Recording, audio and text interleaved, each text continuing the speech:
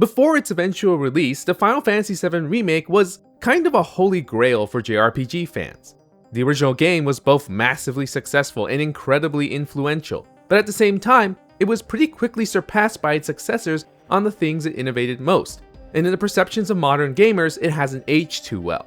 Fast forward to today, and the Final Fantasy VII Remake Trilogy has now been fully realized, with the final game about to release early next year. It's been a long ride, and opinions have been mostly positive, but if I had to be honest, this isn't really the FF7 remake I wanted, and I don't think anyone else really wanted this either. This isn't to say that I didn't enjoy my time with FF7 Remake or Rebirth. I did, though I also had plenty of problems with them. Quality isn't the issue here, it's more about this project's status as a remake. I've made a lot of videos talking about remakes, and while I'm far from an expert, there's a few common wishes fans seem to have when it comes to any potential remake project. They want the remake to be faithful, they want the remake to be an improvement over the original, or they want the remake to be a way to get new fans to dip their toes into the franchise. And considering FF7's large number of spin-offs over the years, it's basically a sub-series all its own.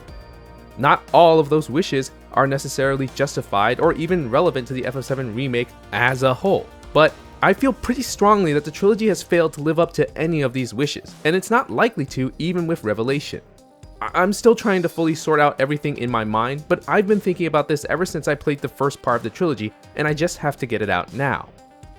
In order to talk about why the FF7 trilogy fails as a remake though, we do have to talk about how the FF7 trilogy actually remakes the original game. After all, this is a 30 to 40 hour RPG being blown up into a multi-game trilogy, where each entry is either as big or twice as big as the whole game. There's obviously been a huge amount of changes and additions, right? So what were they? Let's start with the good stuff. Obviously, the remake games look miles better than the original PS1 game. We have our iconic main characters rendered in hyper-realistic detail compared to the original's dinky, Popeye-shaped polygonic models.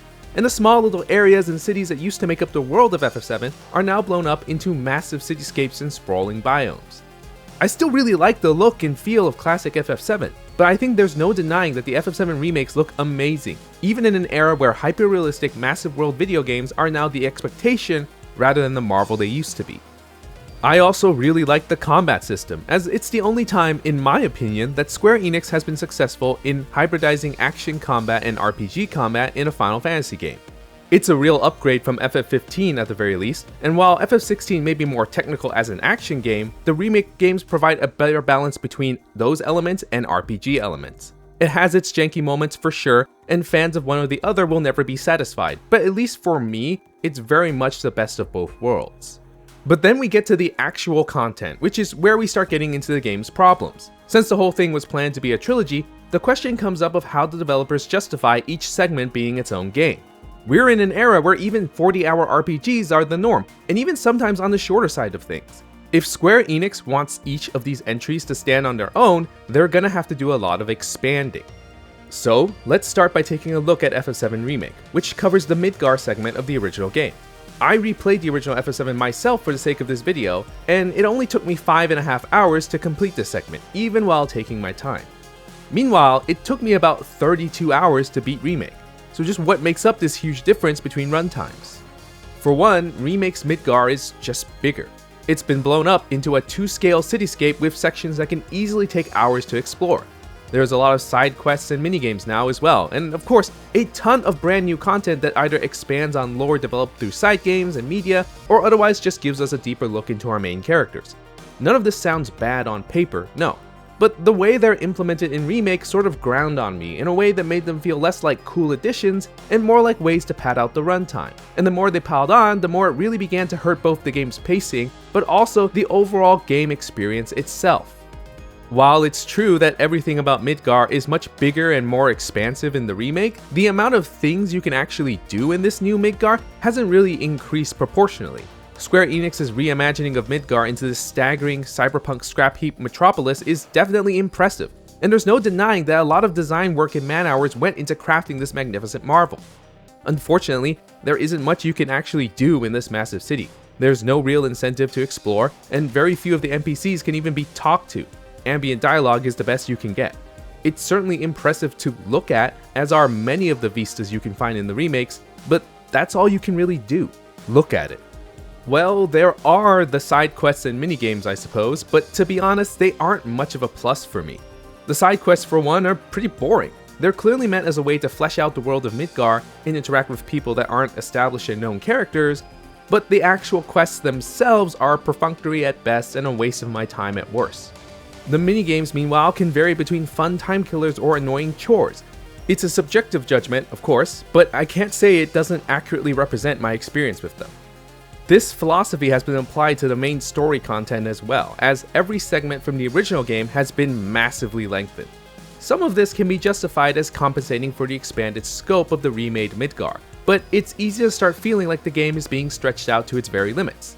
Take, for example, this early sequence after the first reactor bombing, where Cloud needs to make his way through the city and onto the train. In the original, this sequence was just a handful of minutes at best, but in Remake, it becomes a long, drawn-out escapade with multiple fights and a mid-boss battle. In isolation, it's not that obnoxious, but as the game goes on, you can't help but notice every time they do it.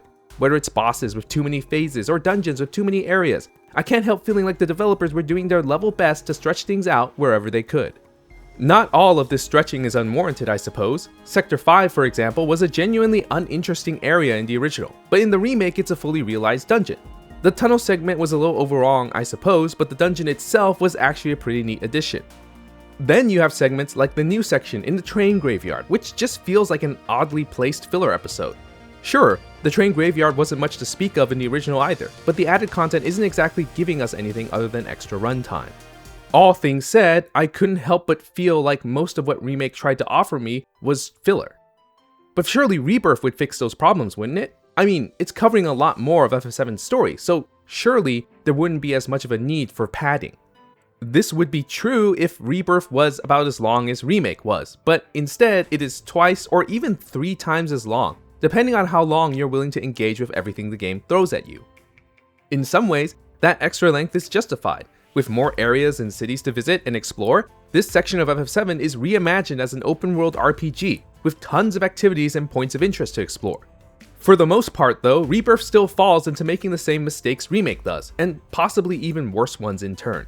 I'm speaking from personal experience here, but I've never really been a fan of Final Fantasy's attempts at open world, and unfortunately, Rebirth's attempt is really not much better.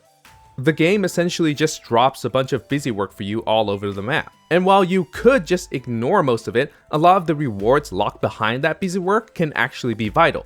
For example, if you want to unlock all of the game's summons without much grief, you're definitely going out of your way to visit all those divine sanctuaries. Without incentives like these, I highly doubt players would be interested in doing most of it, aside from hardcore completionists. Of course, you also have the usual side quests, which are, in my opinion, the same level of quality as they were in Remake. Not a good thing. Still, the one thing that is really out of control in Rebirth is the minigame, something I'm sure everybody who's played the game is fully aware of. Simply put, I have no idea who thought it was a good idea to stuff all these minigames in Rebirth, but the fact that they were not stopped is a huge mark against this game. It all starts reasonably enough. You're first introduced to Rebirth's main minigame, Queen's Blood, which is actually a pretty fun card game with really interesting mechanics. Slowly, more minigames start getting introduced, but it's well paced enough that it doesn't get on your nerves yet. It doesn't take long, however, for things to get obnoxious in record speed. When they aren't having you fight a bunch of monsters, side quests will often have you playing some kind of inane minigame, and a lot of the points of interest in each region can have a minigame lying in wait for you too. The Moogle shop is probably one of the worst examples, forcing you to play babysitter with a bunch of Moogles every time you encounter a new one. These games are mostly optional, yes, but once again, there are some really important rewards here, and you especially want that Moogle shop to be open, so you'll probably end up doing most of them. Now, obviously, the original FF7 also had its share of minigames, interactive sequences, and side quests too, and frankly, not many of them were all that good. Even so, they were at least blissfully short, or could otherwise be safely ignored without missing much, like Fort Condor. And thank God, because I really don't like Fort Condor. Please stop bringing back Fort Condor. Please don't make me play Fort Condor. In Rebirth, however, you still can't get away from the minigames even if you forego all of the open world exploration and side quests, because guess what? They're all over the story too. The Costa del Sol segment is one of the worst examples of this. After settling in, Cloud heads out to meet everyone at the beach, but before he can even step foot in there, he needs to put on a swimsuit first. But he can't just buy a swimsuit. Instead, he has to exchange for one using tickets won from playing minigames. Okay, fine. It's just a bit of fun. Let's do the minigame so I can get my swimsuit already. Now I can go to the beach, right? Except the moment Cloud steps onto the sand, the screen fades to black, and all of a sudden, I'm now playing as Tifa and Aerith, who are also on their way to the beach. But before they can even step foot in there, they need to put on swimsuits first. But they can't just buy a swimsuit. Instead, they have to exchange for one using tickets that are won from playing. Are you seriously making me do all of this again? Look, are the minigames fun? They can be. But when you're doing so many of them all over the place all of the time, it's easy to start feeling like you're having your time wasted. This isn't even getting into the minigames that are genuinely awful to play, like the piano minigame, which was so bad that I'm bewildered it made it into the game as is. I was not the biggest fan of the side content in Remake, but I still did my best to do as much of it as possible because I wanted to get as full a picture of the game as I could. It would have taken unreasonably long to do the same in Rebirth, but I still tried to finish all of the side quests and get all the rewards from the minigames. I was doing a pretty good job of it too, until I got to chapter 12, not long before the end of the game, when I was suddenly ambushed by a bunch of new side quests and activities at a time where I was already burning out from the game's length. When Red 13 started talking about hunting for pirate treasure, that's when I knew that I was done. I was broken, and I gave up on doing any more side content and just beelined the story.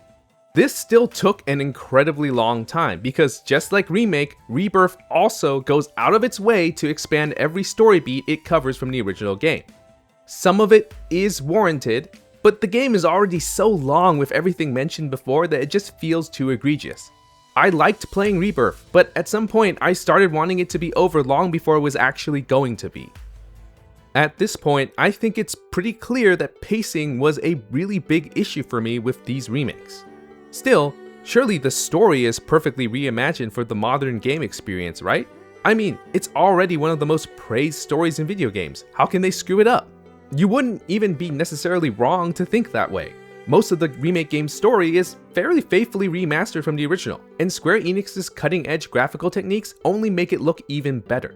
There's voice acting now too, and while the lack of it in the original didn't bother me, its inclusion gives more life to the characters and bolsters the emotion and expression of its most climactic moments. Hell, I'd even say that the remake versions of the FF7 cast are overall better portrayed compared to the original. Cloud, Tifa, Aerith, and Barret have always been great characters of course, but the remake has the benefit of having access to 20 plus years of side games and spin-off content that have helped develop and refine these characters further and further. The remakes themselves offer even more new scenes that strongly flesh out these versions of the characters, something that the less popular FF7 characters like Kate Sif certainly benefit from. No character, however, benefits more from this than Yuffie, who gets a completely original story DLC in Remake and a bunch of original scenes in Rebirth introducing her to us and the cast. Since Yuffie was originally an optional character that didn't get a lot of characterization, this honestly helps her out a lot, especially since I didn't like Yuffie in the original at all. To me at least, she was just someone who barged into my party and stole my materia without apologies or excuses. These extra scenes do a lot to make her more endearing as a character, though I have to admit I still don't really like her all that much. A lot of the side characters from the original also get some more development as well, with the Avalanche members being some of the most prominent examples. Biggs, Wedge, and Jesse were pretty much background fodder in the original, and it'd be pretty hard to get attached to them. Their remake versions, however, feel much more like real characters, and the extra time you spend with them makes it a little more bittersweet when they eventually die. Whether it's the Shinra executives, the Turks, or even Rufus himself, every character feels a bit more refined and realized than their original versions. I even like what they did with Johnny. That covers the stuff that already existed in the original, but obviously there is a lot of new content made just for the remakes as well. Most of it is pretty much glorified filler, but some of it is fairly relevant and could potentially alter the story of FF7 as we know it, such as the Whispers, arbiters of fate who insist on keeping things rolling on their natural course. Whispers begin interfering in the narrative pretty quickly, and their existence hints at a lot of implications as to the direction of Remake's story, especially if you start paying attention to where and who they interact with. Of course, with original content, you also get original characters, and there are a lot of them peppered throughout Remake and Rebirth. Unfortunately, this is where the game falls a little flat for me, because I couldn't really get invested in them the way I could more important and established characters. It doesn't help that most of them can't really have much of a role in the main story, so they're relegated completely to side content. The developers are doing their best to create unique, standout characters like the Wall Market Trio, but I'm afraid it simply doesn't land for me. I don't care about Marl, I don't care about Kyrie, and sorry Leslie, your backstory's sad and all, but it's not sad enough to make me forget how much I hated running through those sewers again. And don't get me started on Chadley. We don't have time to get into Chadley. In the end, whether it's original story beats or original characters, the remakes can't really manage to sell me on any of its new content. It'd be fine if we could just ignore it, but we really can't, as so much of it is interweaved into the main story. It hurts the pacing too, which is especially bad since the games are already so poorly paced to begin with. And considering this is a remake of FF7, which in my opinion had incredibly good pacing, this is an appalling difference in approach. Here's an example. There's a segment right before the end of the Midgar section where Aerith gets kidnapped by Tsung and taken to Shinra headquarters. After taking refuge at Aerith's house, Cloud and his friends immediately decide to rescue Aerith, and Elmyra, Aerith's adoptive mother, is more than supportive of the idea. In the original at least. In the remake, Elmyra is instead weirdly reluctant, and even if her reason for not immediately jumping to rescue Aerith was justifiable, it's not like Cloud and co have to listen to her. They could have just went to rescue her anyway. They don't do that though. Instead, they decide to bum around Sector 5 for a bit to go on random side quests and adventures until Elmyra finally changes her mind. It's maybe just a little off-putting from a narrative aspect, but gameplay-wise, I can't help but feel like the story just needed to spin its wheels for a bit just to pad out the runtime. That's only one of the more egregious examples in my mind, but it's a definite pattern, and not one that does the game's story any favors.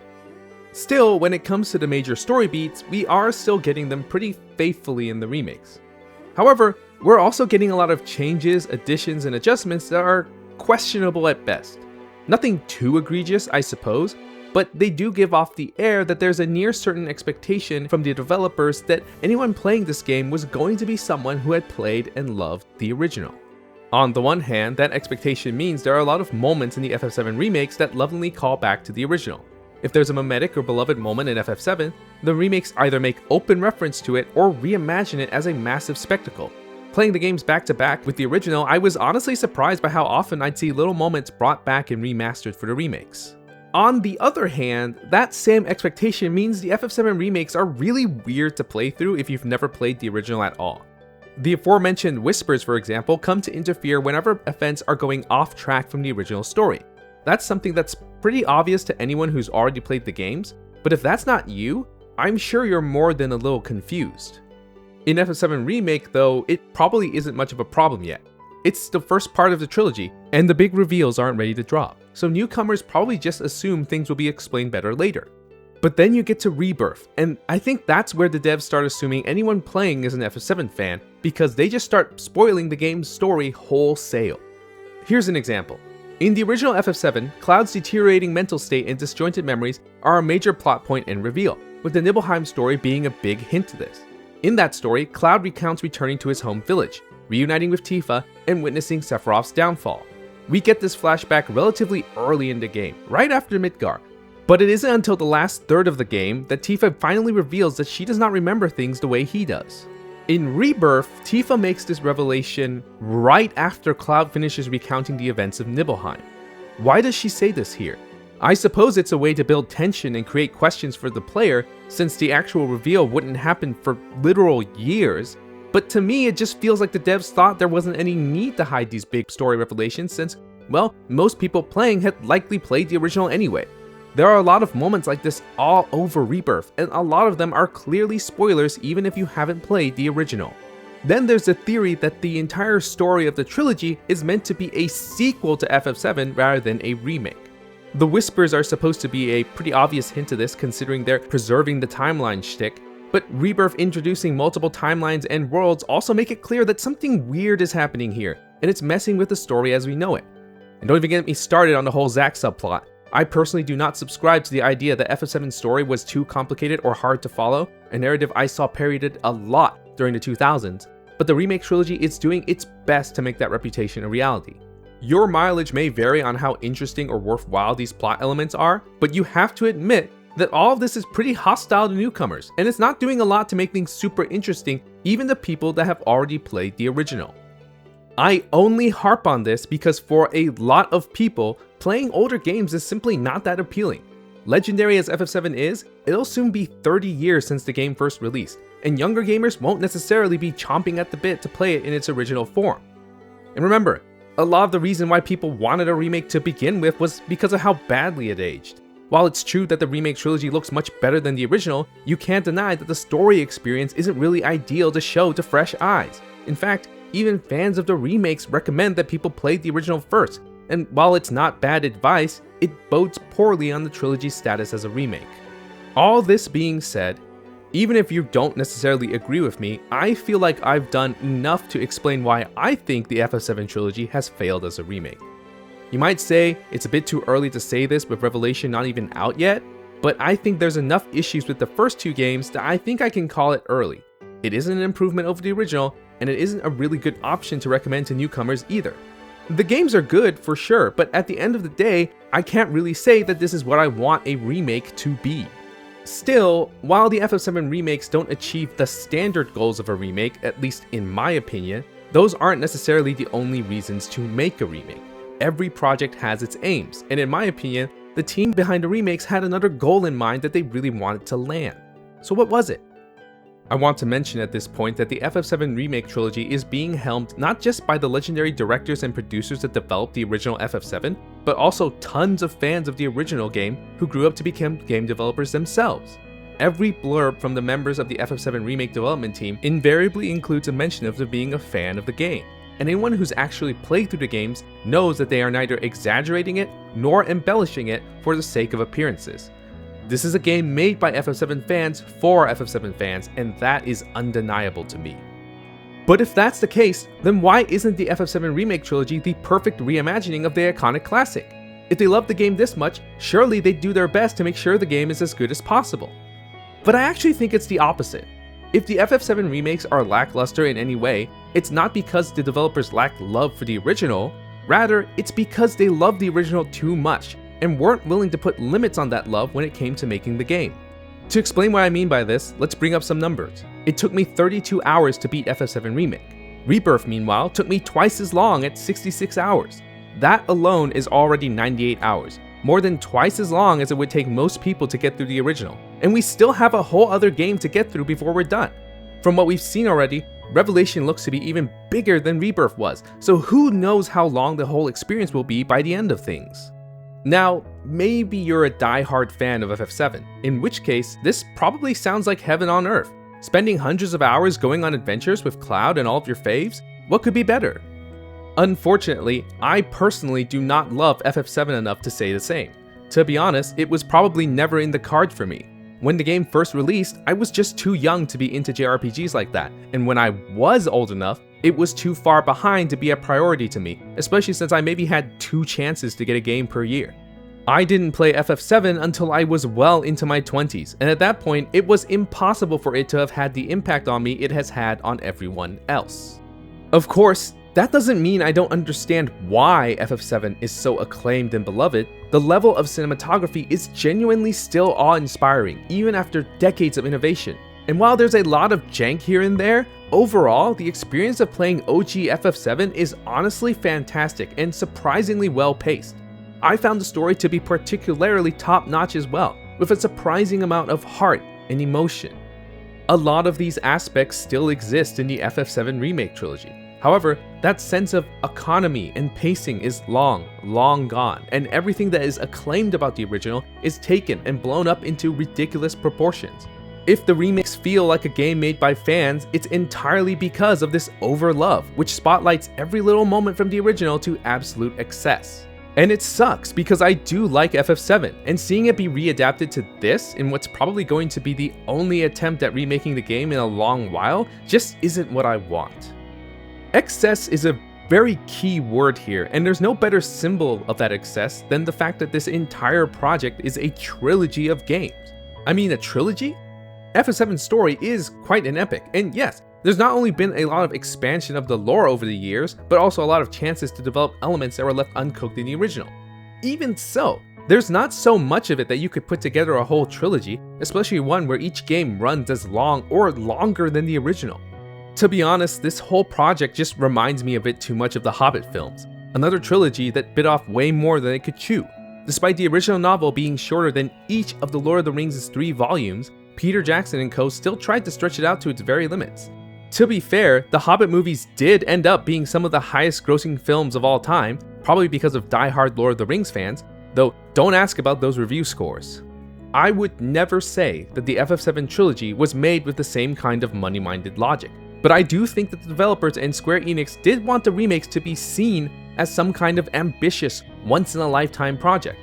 The original FF7 was pretty much that, and to me, it seems like there's a desire to recreate that sort of atmosphere for the remakes. Perhaps for die-hard fans, that recreation really is happening, but for everyone else, it's just another AAA RPG. And for another AAA RPG, the FF7 remakes haven't done anything to deserve that kind of self-glorification. Because at the end of the day, the FF7 remakes are really nothing more than a celebration of the original. I guess that sounds nice for fans, but FF7 is already hailed as one of the greatest JRPGs, hell, one of the greatest video games of all time. It feels kind of excessive to have yet another reminder of how great FF7 was, and for anyone who needed to discover what made the game so great, the Remake Trilogy isn't even good at doing that. It's not the most productive thing to think about, but when I consider all the time and resources sunk into the FF7 Remake Trilogy, I can't help but think about all the potentially cool projects we could have gotten if it was all just a single game. There's a lot of cool mechanics and concepts in the remakes, but it isn't like those mechanics have to be tied to FF7. Like, Revelation is bringing back job systems to Final Fantasy in what must be decades. Isn't that cool? Yes. But jobs have pretty much nothing to do with FF7. Wouldn't it have been just as cool if we saw that job system in a new Final Fantasy game instead? There's a recent article that talks about how younger generations are having a hard time getting invested in iconic franchises like Final Fantasy due to increasingly lengthy development times between entries. Honestly, a lot of franchises are facing this problem, but maybe Final Fantasy could have avoided this if they were focusing on new entries instead of making this massive 3-part remake. Square Enix has always had development troubles, but an overly ambitious project like this could not have helped. It all just feels like an exercise in extravagance, and while there's a lot of love for the original game here, it being left unchecked only makes that feeling worse. Because if we're honest, nobody asking for a Final Fantasy VII remake all those years back then was asking for a trilogy. I'm sure a few hardcore fans maybe floated the idea here and there, but it was absolutely not the expectation. There's no reason why a simple remake with modern graphics and gameplay would not have done incredibly well, except that it wouldn't nearly have generated as much discourse or fanfare. None of this is to say that any of the remakes are or have been bad, or that you shouldn't be excited for FF7 Revelation. Hell, even I'm interested in seeing how that game turns out, even if it's just curiosity towards what this whole project has been building towards.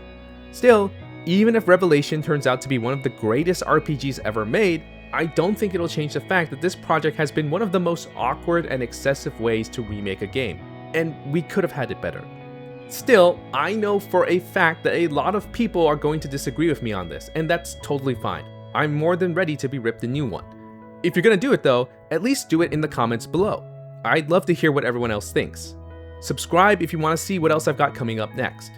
This was an incredibly long video from Square One, and thanks for watching.